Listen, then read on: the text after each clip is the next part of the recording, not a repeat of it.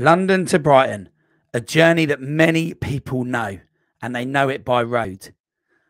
Some, and in fact a lot of people, will know this journey by bike with the famous annual bike ride from London to Brighton. But what about the scenic route? What about the trails, the fields, and the out-and-out adventure of this journey down south?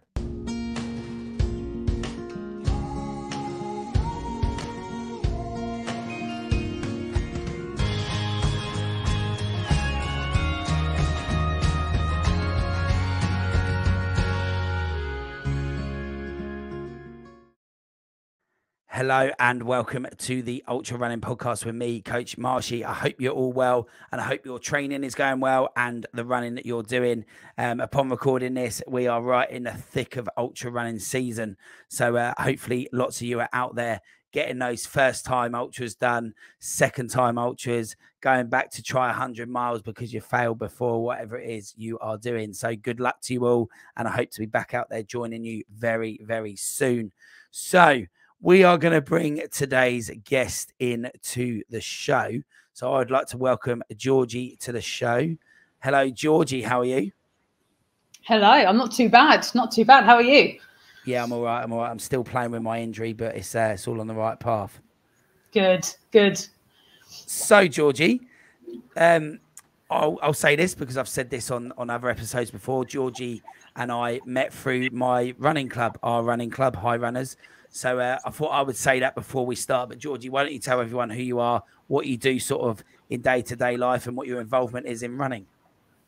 Yeah. So hello, I'm Georgie. I am day-to-day life. I work in marketing. And yeah, outside of work, I actually picked up running when I stopped playing football. I'm a bit of a footballer. I've been playing since I was about 4 or 5 years old. And yeah, I stopped playing as I left uni. And there was like a hole in my life that needed to be filled. I filled it first with weight training, loved weight training, but there was something about running that it hits different. And I needed to get back into it. And yeah, my girlfriend actually, who lives in Histon, recommended High Runners, and yeah, I popped along for a session, and the rest is history. Yeah, I've been a high runner now for 3, 4 years. A while. Yeah, it's been a while, Georgie. It has been a while. It has, yeah. So yeah, in a nutshell, that's how I started running.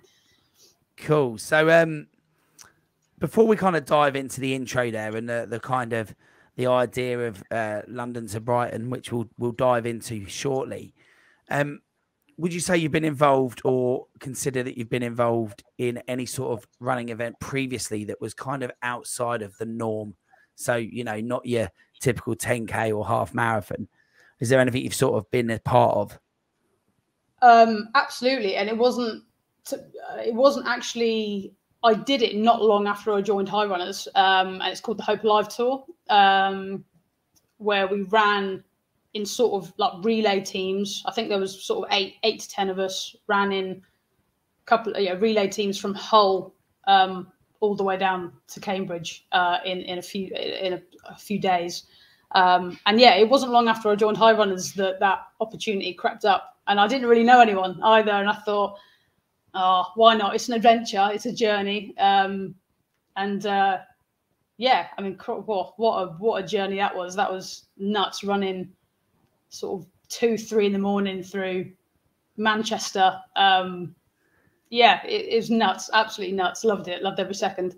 Yeah, we'll talk about that in a bit, actually, that specific bit. But so that was 2019, the Hope Alive Tour. And we are going to have a guest on the show who's going to talk about the Hope Alive Tour from 2022. So the one that Georgie's explaining there was the Hope Alive Tour, where we ran from Hull to Liverpool to Nottingham to Cambridge. And that was only the second time the tour had ever taken place, Georgie. So what we did was we kind of got all of you guys that we could from the club, which as you know, from what you're saying there, sounds like it served a purpose to kind of really cement some good bonds. I know it certainly made me and you closer friends, and we got to know lots about each other and realized that we both have a massive common love for football. So, you know, it was, for me, it was a really good experience for the club, and it was definitely a great experience for the tour itself to understand how that was going to work. So we have got a guest coming on, hopefully in the next few episodes, to come and talk to us about that tour specifically, because in a way, Georgie, you were running for 4 hours. It was a 4-hour period, and there was 4 or 5 of you in a team, and you rotated within that 4-hour period, sort of half an hour. So you got 2 slots each, say, just for a random kind of number. And then you would have 4 hours off, and then you go back out again. What was that like? Because it's kind of a bit like multi-day running within an ultra run, but in a bit of a different way. Yeah, like on paper, it kind of sounds easy, because you're kind of, you know, I mean, what you're averaging probably about 10K every 4 hours or every 8 hours, or which sounds very easy, but you're doing that constantly for 3-4 days. And it's not so much the physical part of the run. It's the fact, you know, it's what getting the knock on the door on the old mobile home at, you know, 3 a.m, going, right, it's your turn, and you can hear the rain, and you're like, oh God, I just don't want to go out. You're all comfy, you know, on the sofa bed or whatever, and yeah, but you see the rest of your team sort of getting ready and getting to go out, and you're like, but I can't let them down. I can't stay in bed, so you've got to drag yourself out. And because we did it, I think we did it sort of winter time, didn't we? Was it October, November time? October it was, yeah. So it was cold as well. Yeah, it was. And actually, do you know what? You say 3 a.m, and I was sort of there as a runner mainly on that tour. And, you know, I remember we were in Manchester, and it was a Thursday night. And we'd started the tour Thursday morning. Thursday night, we'd reach Manchester about 3 a.m. It was student night. We were in Salford. We were scared. We were going through underpasses, and it was just a bit weird, wasn't it? I mean, you're a Liverpool fan by football sort of loyalties, and as we ran through there, we just had an interesting chat about football, I think. Yeah. I think it was to. I think we were both a bit nervous, so I think it was to calm the nerves and sort of get you through the 3 miles through Manchester. But I think I remember dipping into I think we needed the loo, and we dipped into that McDonald's, and it was one of them. I mean, and every city's got one. It was just that McDonald's was the most. It was a bit rank. The toilets weren't flushing. There was a bunch of there's a lot of drunk people in there. Like you say, it was student night. That it was an experience, that's for sure. And there we are, all in like our running kit, ready to go out running for the next stage. And it was just pure entertainment in only a runner's world, I think, is probably fair. So absolutely. Cool. So moving on, a second question though, before we dive into the whole London to Brighton experience. Before we talk about the journey, there must be a reason that you ended up on that start line of that ultra marathon. It was your first ultra marathon. We're going to talk about it in a minute, but what was the why? What was the reason for it? The London to Brighton, you mean? Yeah, London to Brighton, yeah. What was the why? I guess there was 2, I think. The obvious one, I mean, I was raising money for charity. So my girlfriend works in a care home in Cottenham, who look after sort of 4 or 5 kids ranging from sort of babies up to the age of 18. And they've got quite complex health needs. So we had initially, it was actually Alex's idea. She was like, oh, we should do something nuts. We should run from like London to Brighton. And we were going to plan it ourselves. And we were trying to play, this was right in the thick of COVID as well. So everything was getting shut down left, right and centre, and then opening up and then shut down again. And we were trying to plan it, and we realised this is probably, the job was a bit too big than we initially thought. And then I just happened to stumble across Action Challenge, who put on so many ultra events across the UK, and they're very, very established, very well known. And I thought, well, the route is it's all planned. Rest stops along the way. So that was the initial reason why.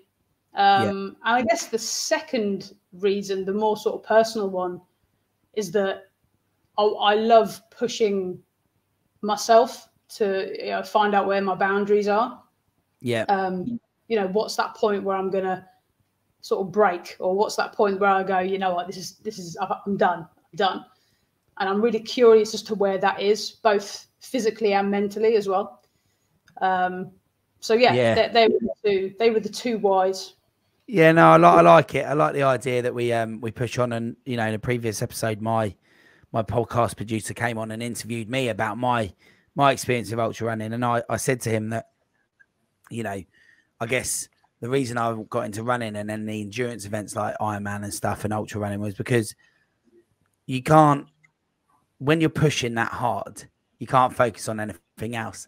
So it can be quite numbing of other things in your life or whatever. But part of that process is, for me, that what you've just said, and that resonates in my head really well. Like, where is that point where mentally and physically together, I can't go any further? When will they both break? Because even if you're physically struggling, mentally you might be able to push on.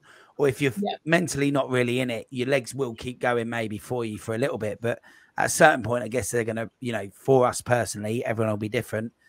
But there will be a point where we can reach. And I think, something like the Ultra Challenge from London to Brighton sounds like it was a good place for you to start and test that theory, right? Oh, absolutely. Like I said, you hear, the different distances with ultra. I mean, you've heard, there's the 100 mile, there's 150 mile, there's 200 miles, 250. I didn't want to jump into one of those straight away. But yeah, it sounded like the perfect place to kind of experiment and try it out and get a taste for ultra running. I knew I loved, from running with the club, I loved the 5Ks, the 10Ks, the halves. It was, to get a taste of that longer distance, see if I could get the bug. And to use a phrase, am I right in saying you were kind of running home a little bit? Because you're kind of from down that way.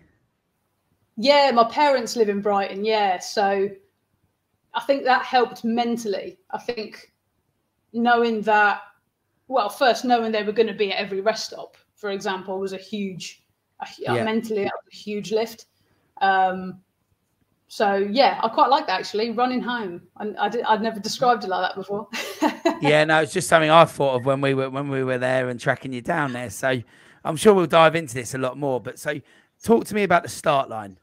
You're on the start line in Richmond. This is 100 Ks ahead of you. What are you thinking? What are you feeling? There was a lot of anxiety. And that had all been building for probably about two or 3 weeks. So to kind of put that into context, the 4 weeks leading up to the race, I'd actually I picked up a little injury. It was only a small one. I did a 30-mile run in my training, which was kind of the peak of my training, and then the mileage was going to start creeping down again. And I ran that run with an injury, which I shouldn't have done, which ended up putting me not out, but I couldn't run as much as I wanted to in the weeks leading up to the race, which didn't help the nerves and didn't help the anxiety. And then on the morning of, it was kind of 4 a.m. My dad was driving me down to the start line, and I was very quiet in the car. It was just that the unknown. That's what was scary. I knew I could cope up until 30 miles, but after that, it's unknown territory. I don't know how I'm going to cope physically, mentally. I don't know what's going to happen. you know, you can practice nutrition, you can practice all that sort of stuff on your training, but really, like I said, past 30 miles, I had no idea. So yeah, you're on the start line, and they do really well with, you know, geeing everyone up, and there's music playing, and you do one of the sort of the warm-ups with the music and stuff, sort of 10 minutes before you start, which kind of gets everyone, well, as relaxed as they can be. And then, yeah, then you just go, and you run with the pack. Yeah. And it's getting that, I think for me, it was getting that first 10, 12K under my belt. Yeah. And then it was like, okay, this is the part that I'm good at. I can run. So this is the ball's in my court now. But yeah, there was a lot of nerves on that start line. Yeah. And I think anyone who's been there will be thinking about a previous memory of their own where that happened, maybe their first one as well. People who haven't been there can maybe relax in the knowledge, if they just listen to this and hear you say that, can relax that it would be normal to feel that. You know, you've done a 30-mile training run and you still had all that anxiety at the start. So, yeah, okay. So you started this race. You're talking about the first 10 to 12K there. You're in there. And let's go back to what I said at the beginning. I think, you know, a lot of people who live and work in and around London will probably know London to Brighton on road, and they'll go down there for weekends and they'll go there for days out and whatever. And then there's the sort of, especially us guys living in and around Cambridge, we're used to cycling. So we always hear about these big cycling events, and the London to Brighton cycle, and, you know, Cambridge to Brighton cycle, and vice versa coming the other way. These things have all been done lots of times and people know the route. But you're running, and I'll tell you what I thought about it when you said about doing that event. I thought, okay, London to Brighton. I constantly think and instantly thought by road. But that wasn't the truth, was it? In fact, there was very little on the road. Yeah, so the first, probably the first 20 odd miles are on the road. And you kind of go, oh, this is not, because I'm a road runner. I'm not, I don't profess to be a trail runner at all. I don't particularly enjoy trails. So the first 20 miles is like, yeah, it's all road, absolutely fine, no problem. And then it's like all of a sudden you're running through fields with sheep and cows in, and you're like, hang on a minute, how have I ended up here? Yeah, it's a bit bizarre. It turns very, very quickly. It's like a switch. Yeah, and actually, so myself and my partner came to meet you, Michelle. We came down to meet you, didn't we? And we popped up at, I'm not sure where it popped up actually, 20 miles. I think it was around there. Yeah. Went far off that, because then I think it did start to go traily after that point, maybe, like quite a lot. And, you know, Michelle had jumped out to run with you, and you guys went through this. You went to the end of this road that I drove to the end of, and then you guys had popped into this trail path. So then I drove round through all these nice little villages, and you could tell we were really starting to come away from those sort of boroughs of London, if you know what I mean. And we were starting to get out into the sticks a little bit. And I pulled up in this village where you literally crossed over the main road. I pulled up because there was a lovely little side street just there that you guys were going to come out of. And I thought, you know what, I'll just have a little trot down to meet you. And down being the big word that was used there. And I was like, I was doing my running streak, and I was running. So I thought, I'll get my running here. They seem to be a little bit further away than I want them to be, but that's all right. I'll run down there. And then I literally ran down there, and I couldn't believe it. I was like, oh, wow, I'm not going to mention this. I'm definitely not mentioning this. So I apologize for that, Georgie, because I turned up and I was like, yeah, no, this next bit's all right. And it really wasn't. It was pretty uphill, wasn't it, at times? There was some big up and down. So, you know, not just that bit that I met you and Michelle there, but on the whole 100K, how was it in terms of the terrain? Was it up and down, and were there moments where it was really hard work? It was very up and down. I mean, luckily the weather we couldn't have asked for better weather. So my road shoes, my road trainers were absolutely fine and dealt with the terrain sort of perfectly. It was lovely and dry. But yeah, it was very up and down, and quite quite a lot of it, I was running through like woods as well. So you had these big, thick, like tree trunks as well that you had to kind of like hop, skip, and jump over. Because the worry was I could go over on my ankle here, and then that's it, game over.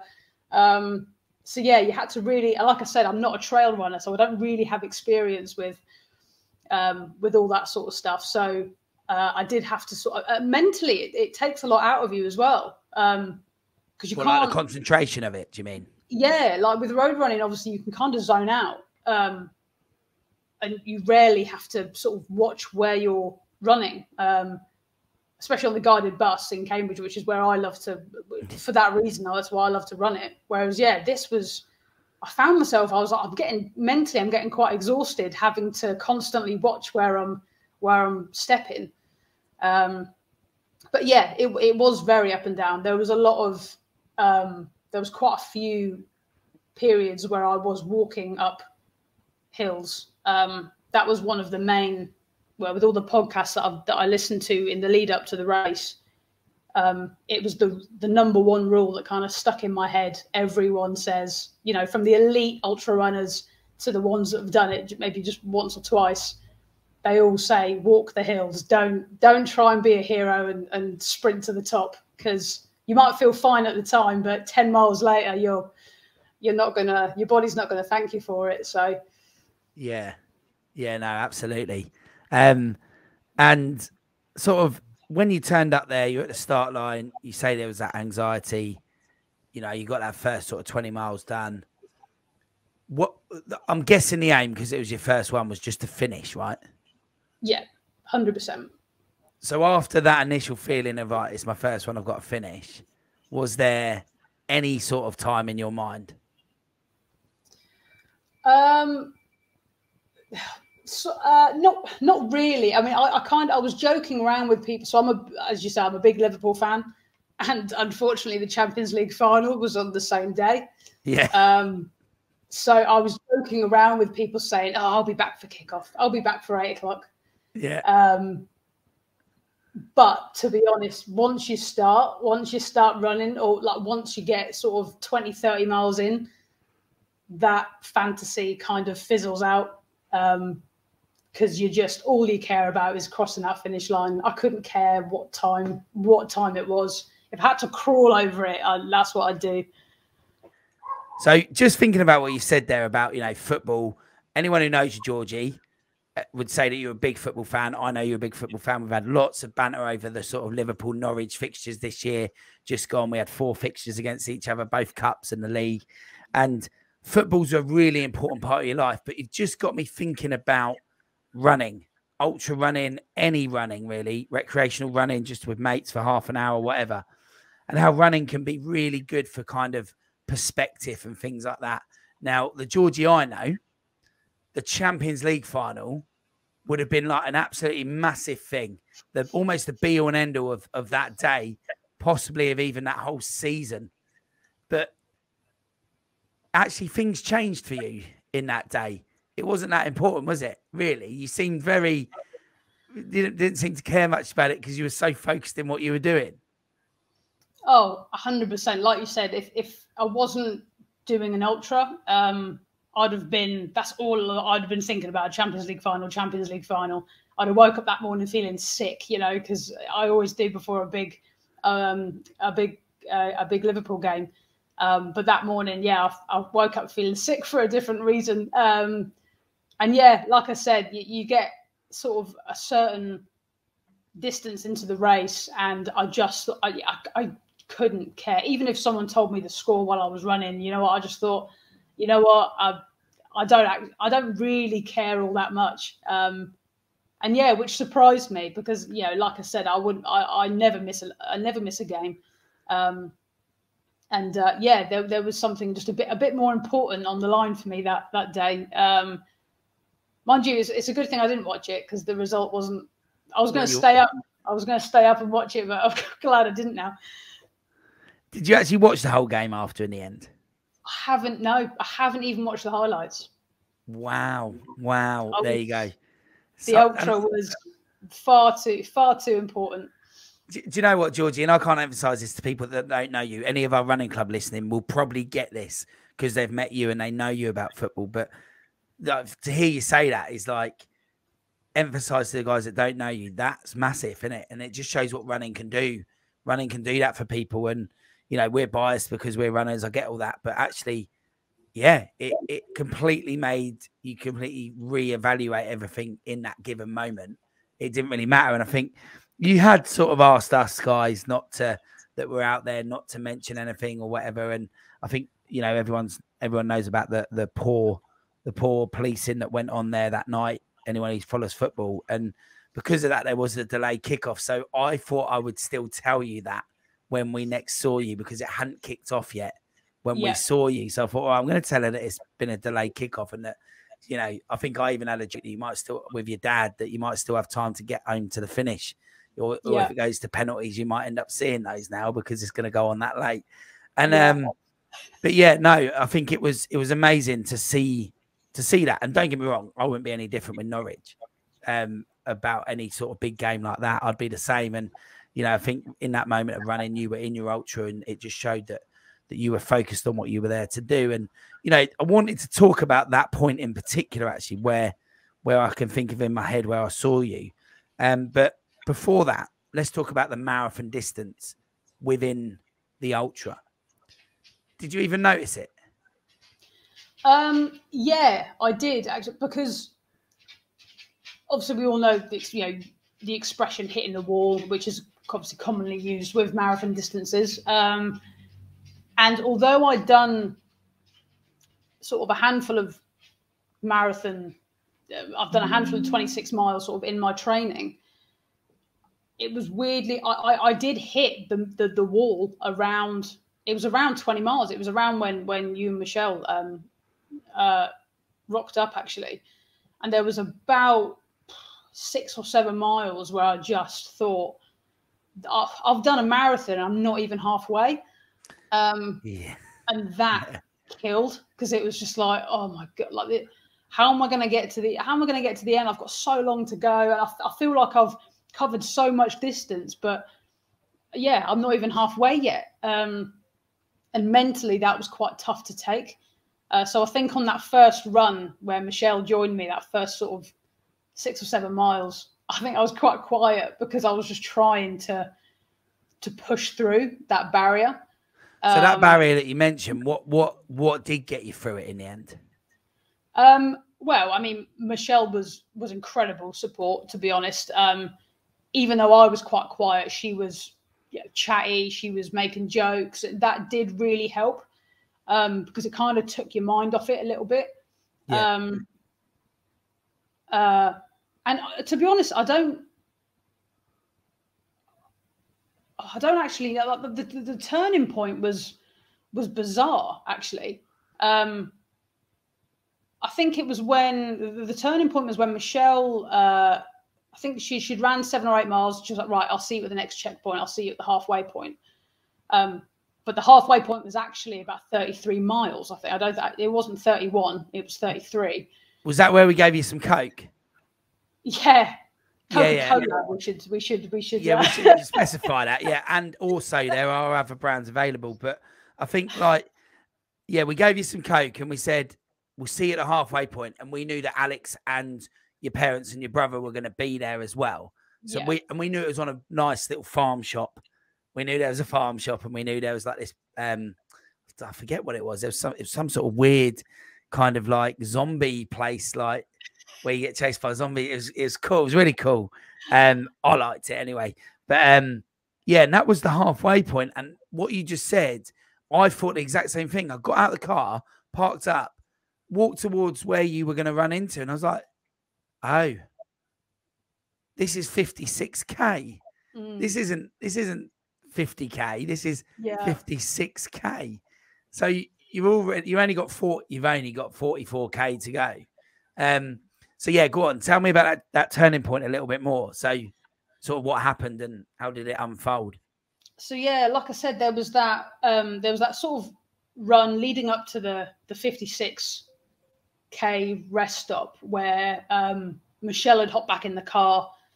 So I was running it solo, and it was, I can't explain it. It was, or I can't describe it, rather. It was like someone had flicked a switch. And all of a sudden, I went from being quite negative and lethargic and just, I don't know, not in the zone, to all of a sudden just having this burst of energy and adrenaline. And it was like, I don't know, it was so weird. And I pretty much ran that whole sort of 5 miles or however long it was. And yeah, it was like someone had just injected me with energy. And I thought my way of thinking just switched as well. And I thought, I've got this. Like, I think they were very clever putting that halfway point at 56 rather than 50, because I can imagine a lot of people getting to 50 and going, oh, I've got to do that again. I've got to do everything I've just done. I've got to do it again, and potentially dropping out. But because, like you say, because you've only got only 44 kilometers to go, you're kind of thinking, I'm over the hill now. It's downhill from here now. I should get this. And yeah, I think it was that, knowing that everyone, like I said, was although I didn't know my brother was there, but knowing that everyone was at the halfway point. I was going to get a hot meal. It was so bizarre. It was euphoric almost, knowing I've got this. I've absolutely got this. Yeah. So 2 things on that. We obviously all stood there waiting for you, so you won't know this side of it because you weren't there yet. And we were chatting about it and we were working it out. Your dad was working out where he was going to get to next and all of that. And we'd heard about their day, and he'd been backwards and forwards basically. What did he do in the end? Something like 200 miles. Something like that, yeah. In his car. But yeah, so what had happened leading up to that? Obviously, when you did get there, all of us spoke that you had, and I mean this with the utmost respect to the marathon world, you had just about a marathon to go, plus a couple of spare K, you know? And it was like, when you said that, from where I was standing, I was like, she's got this. And you filled me with confidence because you could hear it in your voice. It was quite obvious that you were up for this next bit. But what was even more interesting from my perspective, like the window seat, if you want to call it that, is I'd been driving around, you know, dropping Michelle to the next bit to run with you a bit. And we were getting to the next bit, her and I, to support you. So I was getting used to who you were around. Right. But normally I was seeing probably people that were a good half hour, 40 minutes in front of you. So when you ran into the halfway, you had your hot meal, as you explained, and then off you went, and I think Michelle joined you then as well. Yeah. And you guys went off. And as I came out of that farm place, like down that driveway that we drove into and out by the little pond at the front, and then I had to turn right back onto the course coming towards the farm. All I kept seeing was those people that I'd seen previously for the last 20K that had been in front of you. And they were massively coming in front of you. And actually, I'd managed to say bye to you guys, walk back to the car, drive out of the farm and up the road a bit. And they were just coming down the hill approaching the farm. And I thought, oh, there's that guy in orange. There's that woman with the hat on. There's the funny socks. You know, all these things that you pick up when you're a spectator. And I thought, well, Georgie's been in there 20 minutes and she's gone again. So you'd obviously had a good spell and a good section, which now you've told me that, because at the time we didn't realize it. But I know you've told me it. That all makes sense to me now. And probably, I don't know, from the other perspective, me telling you that kind of reiterates the good time that you probably had in that section.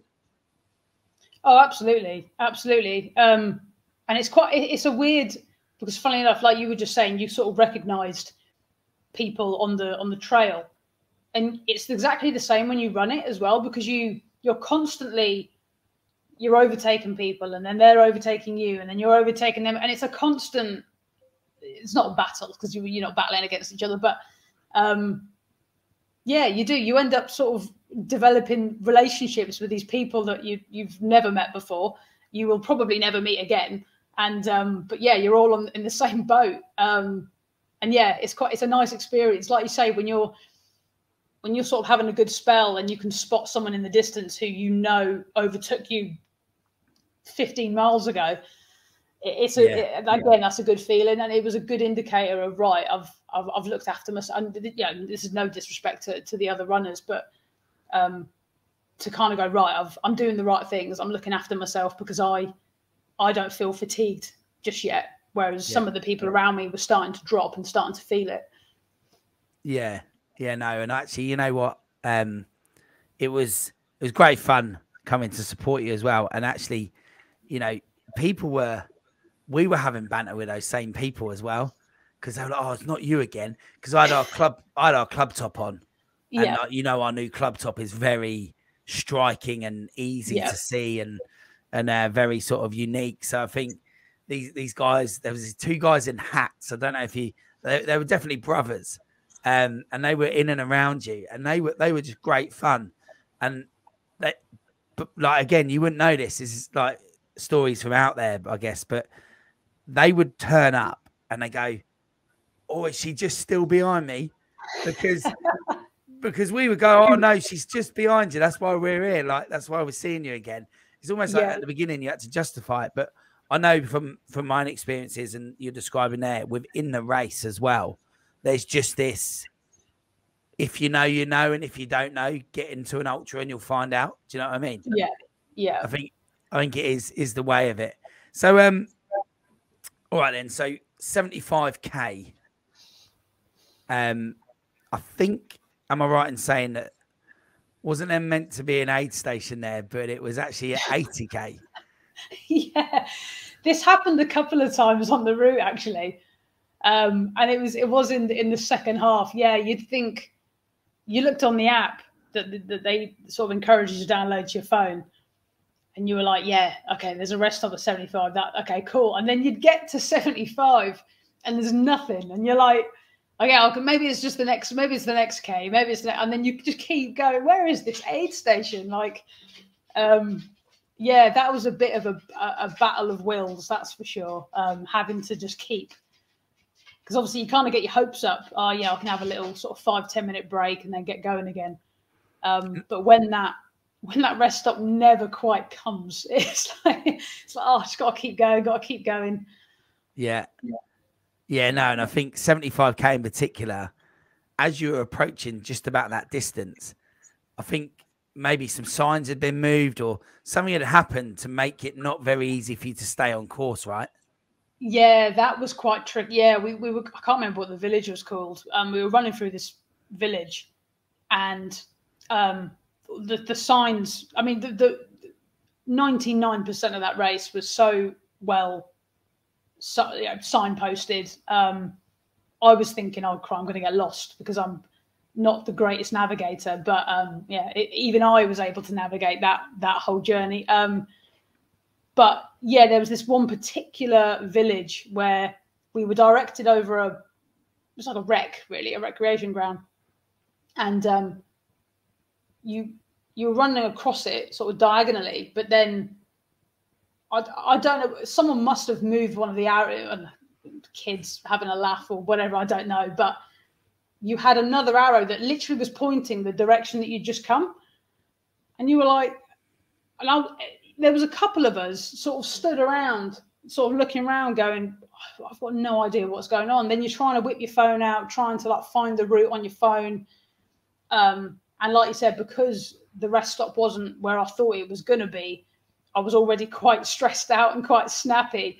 And I remember being on the phone. I was on the phone to Alex, on the phone to you. I was on the phone to my dad. And like, we were all trying to like navigate me through this village. And I think I added on a couple of miles unnecessarily, or maybe a couple of K unnecessarily because I went in the wrong direction. But yeah, that was quite a stressful time. Yeah, no. And just to make it even worse, it was just as dark was going to set in as well, wasn't it? It was just turning from real daylight to sort of dusk then. Which I can imagine made it quite hard for you. Yeah, it was quite, because I don't think at that point, I don't think I had my chest light. I think I was going to get that. I was getting that from Alex at the next stop. So yeah, that added to the stress as well, because you don't want to be running trails in the dark on your own without a light. That's a recipe for disaster, I think. And what was even better about it, which again, I think you do know, but obviously we were dealing with it, was you came out of that aid station that was about 80k. It was really starting to get dark. We knew the first bit was going to be on road for you, and Michelle decided to jump back out with you. Mm. But me and Alex are in the car charging your light because it wasn't fully charged. Yeah. And preparation is key, right? Yeah, I could have sworn I charged it as well. But yeah, I popped it on, and I think I only ran for like a kilometre, and then it just died. I thought, oh no, not now, not now. Yeah. But this is what ultras are for. You know, it's fun, it's an adventure. Nothing ever goes to plan. So talking about that last bit, then, so it's got dark. You're at 80k, so you've really broken the back of it, and I think one of the first things you had to experience in the dark was a field full of sleeping cows. Yeah. We didn't know whether to run or whether to tiptoe, because I thought, again, last thing I want, it would be one hell of a story, but I don't want cats. Because I think at that point, I don't know if if I felt my knee go or something, or I was dealing with a little niggle. And that rings a bell. I think it was about them, wasn't it?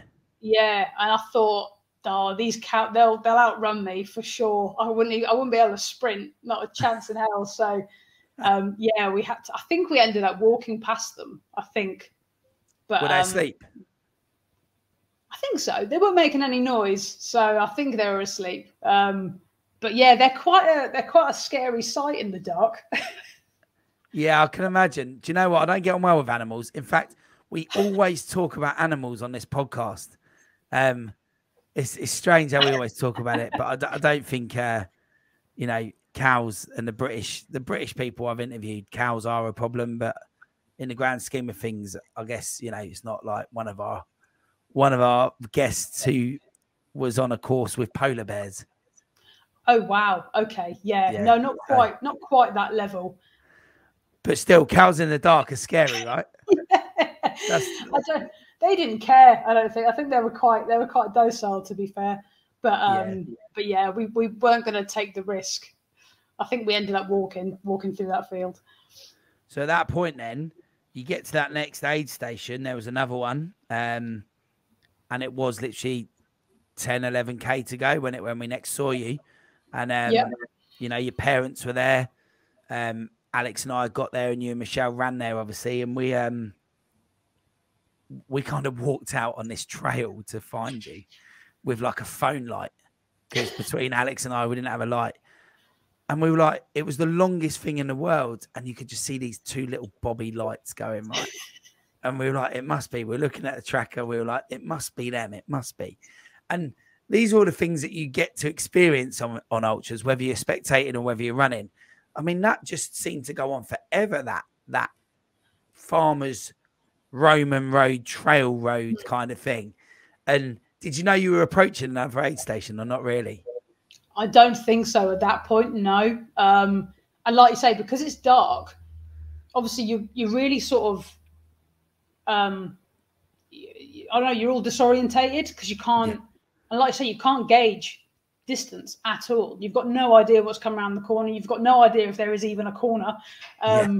You can only sort of see your hand sort of this, this far in front of your face. And I had no idea where we were. Someone could have told me, oh, you're in Brighton. And I'd be like, oh, really? I had no idea. I haven't got a clue. I had no idea that an aid station was coming up or how far away it was. At that point, I think it was just 1 foot in front of the other, until I saw that finish line. Yeah. And let's jump to there then. So I think we've covered all the good stuff from there. So from that point then, all I knew in the car, as I'm sure your dad did, was that we were going to Brighton Racecourse, right? Yeah. From your perspective, I imagine you would have been on the top of the hill and you would have been able to see the finish from a long way off. Or is that not quite right? If it was daylight, I probably would have been able to. But like I said, I was because, well, it was pitch black. It was like midnight or whatever. And I just walked that. I mean, that hill that you're talking about, my word, that was really a hill. I looked at the elevation map before the race, and I'd read a couple of race reviews as well from people that run it before, and everyone was like, that hill. Like, if you know, you know, there is that hill at 88k. And the elevation map, it was practically vertical. It looked horrendous. And I remember walking up that. I was completely on my own at that point. And again, I think I just had my phone. I think my chest light had died again. So it was just my iPhone light. I mean, I'm guessing that's kind of where the South Downs are, isn't it? Really? Yeah. Yeah. So anyone who knows the area knows how up and down that is. Oh, yeah, absolutely. And yeah, this hill just seemed to go on forever. And the terrain was awful as well, because it wasn't grass or mud or gravel. It was like these big rocks that you had to really, it was like you were walking up a mountain. And you had to really watch your step, because again, you thought, if I go over on a rock, I'm on my own, it's pitch black. Yeah, it was the last thing you wanted to do. And when we finally got to the top, you did see all the lights of Brighton. But I think I was so in the zone at that point, I just thought, I'm not going to stand here and admire the lights. I just wanted to get to that race course. That's all I had in my head. Just get there, just get there, just get there. And you were on it in that last 10k, because you definitely sped up. Yeah, funnily enough, even though, like I said, even though at that point I felt something sort of pop behind my knee, and it wasn't stopping me from running, but I could certainly feel it. It was letting me know that it was there. But yeah, funnily enough, especially that last sort of 3 or 4 miles leading up to the race course, I think it was actually some of my quickest. I think it was my quickest pace throughout the entire thing. Yeah. I put that down to adrenaline, to be honest. I think adrenaline was just coursing through and just, getting me over that line. Yeah, so you're on the race. You got to the race course. You're there now. You know you're going to make it. What are you feeling as you run down what looked like very long grass to me? When you run down, you're running down that finish line. What are you feeling, knowing that? Because to be fair to Ultra Challenge, like what an effort at the finish line. To be fair, you know what a finish line they set up, massive gantry. Like even from a spectator point of view, it was very quite welcoming. It was awesome. So what was your feeling on the other side of the fence? I mean, yeah, first off, that grass was incredibly long.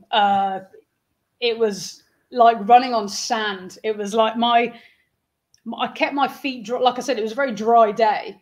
So my feet had stayed dry the whole time. And the second you stepped foot on that race course, it was like your feet were soaking. You're like, oh, well, there's only a kilometre to go, so it's fine.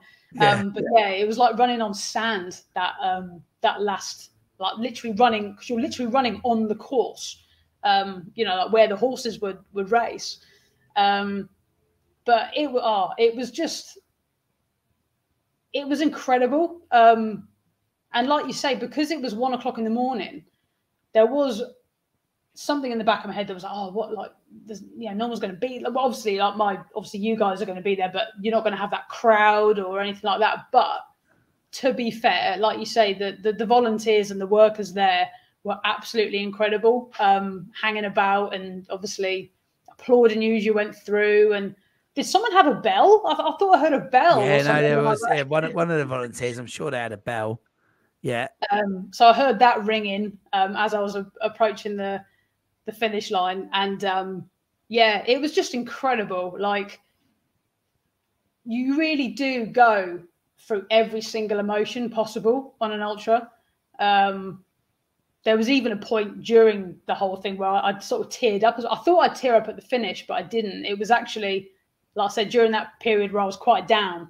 That was the point I sort of teared up. And yeah, you do. You go, you know, much like the South Downs, your emotions go up and down and up and down and up and down. And it's an incredible feeling when you get to that finish line. And like you say, all the people that support you throughout the entire race, like yourself, Michelle, my parents, Alex, my brother, you guys kind of came on the journey with me as well. And yeah, it was well, what a day! Like, what a day to think I was running for 18 hours. Yeah, no, we're with you. You know, all of us guys on the sideline will have a different perspective of it, but you're right. There's a journey for everyone in there that comes on that from the start to the finish, and it is, you know, including the training as well. You know, we were very much. I think Michelle was very much involved in the training as well, and I think, you know, we saw the effort that you put in, and then we saw the effort you put in on the day, and that was the reward for, you know, seeing you finish was like our reward as well. Like in terms of like, we were so pleased that you'd reached that and achieved that goal from all that hard work you'd put in. And to be fair, we decided that we wanted to see that with our own eyes. We didn't want to like hear about it or see the photos on Facebook. Michelle and I decided that we wanted to see you complete that with our own eyes. And it was awesome. And your little smiley face over the line, and, you know, it was amazing. And don't get me wrong, there were bets on whether you would cry or your mum would cry first. It was, there were bets, but, you know, I think it was amazing to watch you do it. And, you know, congratulations for joining that club that many people will desire to join, that 100K club. 2 questions really quickly on it. One, when you joined us back in sort of 2018, I think it was, at High Runners, did you ever think you'd run an ultra, let alone 100K? No, never. I remember joining and sort of the first few weeks getting to know people, and hearing the likes of Ian and Andrew, obviously the 2 sort of the famous ones. And obviously, as I've sort of established myself as a member, Helen as well, who's an insane ultra runner. You hear about all these people and you kind of go, oh, that's not for me. I'd never be able to do that. No, I don't like running that much. I won't do that. But yeah, you almost get, it's almost contagious. You hear people talking about it and you're like, I want to be part of that club. But yeah, I never ever would have thought I'd run an ultra. Never. Yeah, no, absolutely. And now that you have, where does this end? What is next? Does the 100-mile stand out now? Is it something that you think you want to do? Do you think you'll go on to do more of this sort of thing? Or are you just going to walk away at one and be happy and proud of that? I definitely think there's probably more in the locker because of how, or one of the reasons, because of how good I felt on that ultra, which surprised me, because like I said, a lot of the anxiety leading up to it, you don't know how your body's going to cope with it. You don't know how your brain is going to cope with it. And I think I surprised myself at how well I did. And yeah, I think I'd like to do it again. I'd like to do exactly the same route again. Maybe go for a time, considering I didn't realize quite how sort of high up in the ranks that I was. And like I said, I absolutely wasn't running for a time, not a chance. So knowing that, I'd quite like to do it again. Maybe, like I said, maybe sort of a time-based one. But yeah, the 100-mile absolutely appeals. I'd love to run Snowdon as well. I saw when I walked up to Snowdon last year, and I saw quite a few runners. And I thought, oh, that's a challenge as well. I'd like to do that. But absolutely, I think this has just opened the door, to be honest. Nice. I don't know if I'd ever go quite Helen's route and do the 250. That just looked horrendous from start to finish. Yeah, and actually, hopefully, we'll get Helen back on the show as well to talk about that adventure up in Scotland as well, because it'd be good to hear about it. But yeah, no, I mean that's amazing, Georgie. It's like what a good account of what you did and what you achieved, and actually probably a message there to everyone that you don't think you have to be into it, and then eventually you might just find yourself doing it one day, because it sounds like that's where you've come from. Absolutely, 100%. I can't urge people enough to break those boundaries, like break out of that comfort zone. I only ran my first marathon back in February of this year, which might surprise a few people. That was the first time I'd ever run a marathon. So to go from that to jump into an ultra a few months later, I mean, obviously the marathon was part of the training, but I'm not a seasoned marathon runner, ultra runner. I literally just rocked up to the start line and just gave it a good go. You'll surprise yourself what your body can do. Absolutely. Yeah. And then just a quick word on the organising company, Ultra Challenge, I think. What would you say? Oh, absolutely incredible. Absolutely incredible. When I first signed up, I remember it took me aback a bit. I mean, the entry fees aren't cheap. I mean, there's loads of different options. You can raise money. Obviously I was raising money sort of externally. I didn't actually go through the official body, but so I paid my fee and raised money at the same time. So the fees, they're not cheap, but I cannot stress how well looked after you are. It's such a weight off your mind knowing that the rest stops have got all the snacks, all the drinks, all the medical equipment you could possibly need.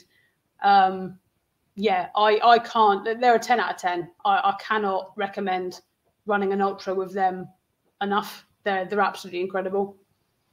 Yeah, no, cool. You never know, Georgie. We might share the trail one day and do it together. We'll give it a go. I hope so. I'm hoping to keep my journey back and keep getting on that, and hopefully you and I and Michelle and Alex and everyone else at the club can all go and do some of this stuff together as well. So that'll be cool. But no, thanks very much for coming on and sharing your story. I really appreciate your time, and I hope you enjoyed the process.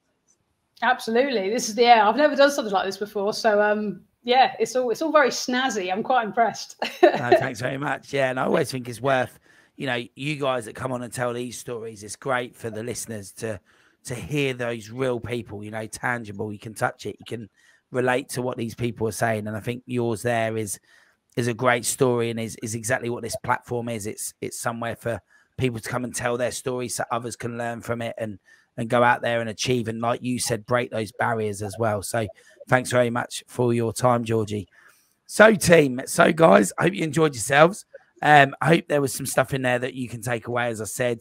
And if you did enjoy it and you did think there was anything that anyone might benefit from, do feel free to share that either via the YouTube channel or via any of the links on whichever podcast platform it is that you are listening. So on that note, just want to say once again, thanks, Georgie, for coming. We really appreciate it. And I hope everyone listening enjoyed themselves, and that we can meet here again next time on the Ultra Running Podcast with me, Coach Marsh.